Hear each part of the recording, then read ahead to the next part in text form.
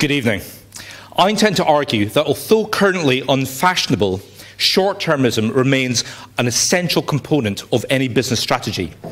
Using a series of very short vignettes, I will reconcile the apparent paradoxes of maintaining short-termism as a club of choice in the golf bag of success, whilst offering the caveat that short-termism must always be symbiotically nested within a coherent longer-term strategy. As an opening gambit, I contend that long and short-termism are actually not mutually exclusive beasts. General Electric, for example, is often praised for its long-term perspective, but also runs itself as a startup in combating bureaucratic bloat whilst regularly divesting itself of units that hinder its strategic agility. Nevertheless, it is quite clear to see why short-termism has become so unfashionable.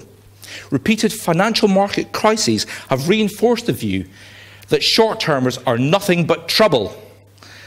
And how can we prove this wrong? So let me take you back to 1994, back in the day where I was still a drunken, irresponsible undergraduate.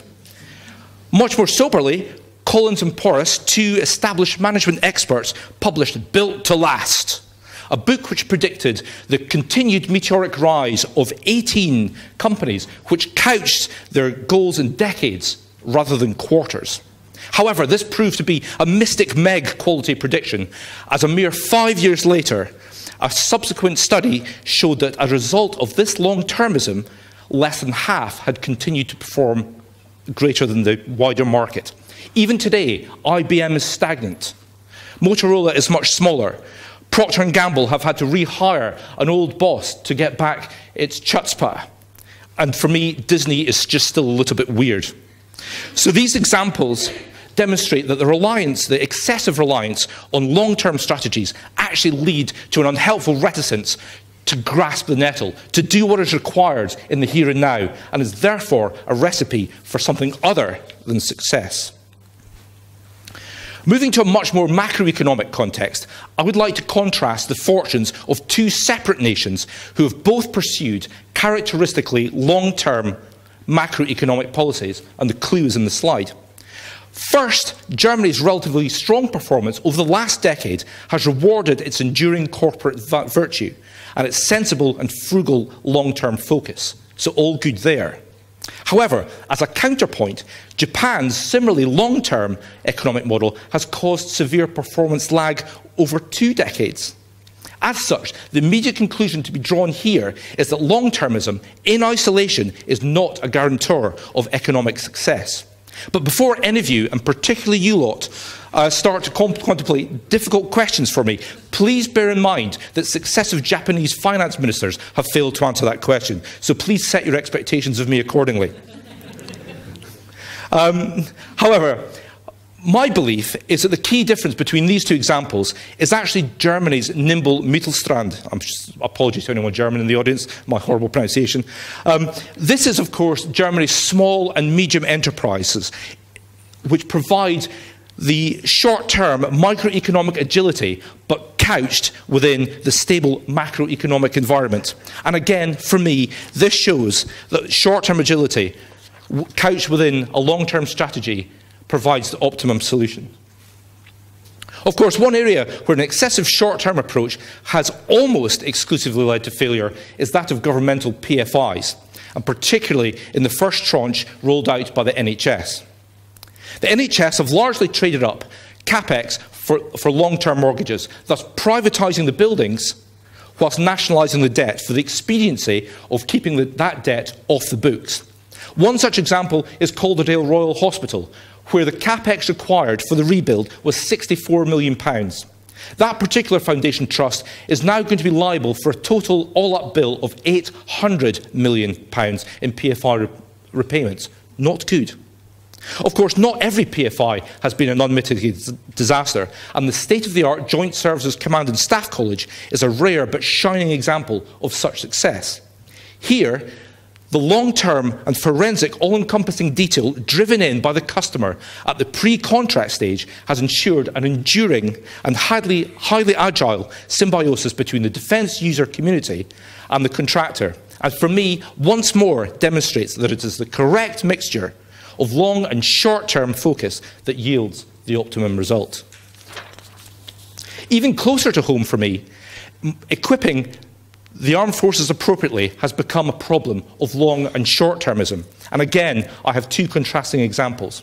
Following a purely long-term focus on procurement, the Eurofighter and the Queen Elizabeth-class aircraft carriers are two cripplingly expensive, yet largely obsolete platforms designed for grand strategic warfare, whereas the trend for battlefields in the future is to become more land-centric and amongst the people.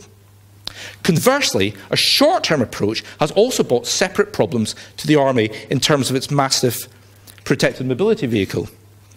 Obtained as an urgent operational requirement for Afghanistan, the Army has now jumped at bringing this vehicle into its core equipment programme to overcome a short-term equipment availability problem, and now finds itself arguably with a vehicle that is too big, insufficiently manoeuvrable, and overly aggressively postured for likely future operations. This demonstrates again that in isolation, the unequivocal following of either strategy of long or short-termism will lead to unintended suboptimal consequences. Starting to close the circle now, the final two vignettes are those of frequency of reporting and subsequent executive reward.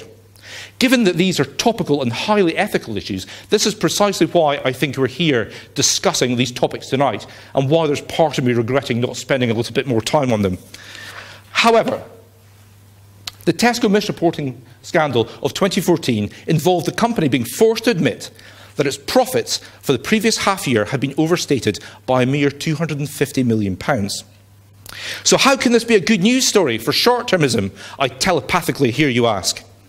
Well, I suspect that some of you are already thinking about a difficult question, saying that short-termism actually caused this unethical behaviour.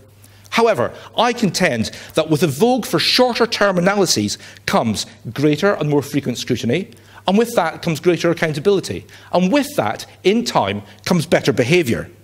And that's particularly important given the increase in ethically driven consumer behaviour. Short-termist demands, such as quarterly reporting schedules, will usually force these potential obfuscations out into the open, and without them, we may still be in the dark about Tesco's accounting fiasco.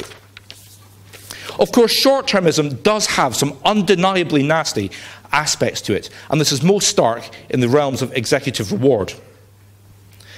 The increased trend to compensate executives largely in terms of bonuses rather than salaries has driven some hugely unethical behaviour, and was undeniably one of the causes of the global crash of the last decade.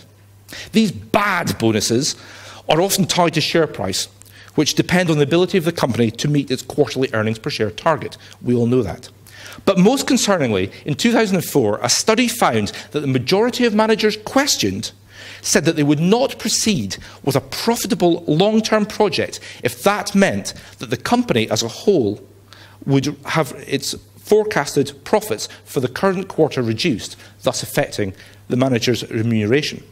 This study was then replicated in 2013. So again, this shows me that there is a crucial balance between long and short-termism in terms of executive reward. In the short term, it must remain attractive. But in the long term, it must always be tied to long-term sustainable performance to prevent the robber baron type behaviour seen previously by senior executives. So, in conclusion, I hope throughout this brief presentation I've successfully urged caution about the temptation of making sweeping statements on the vices of short-termism.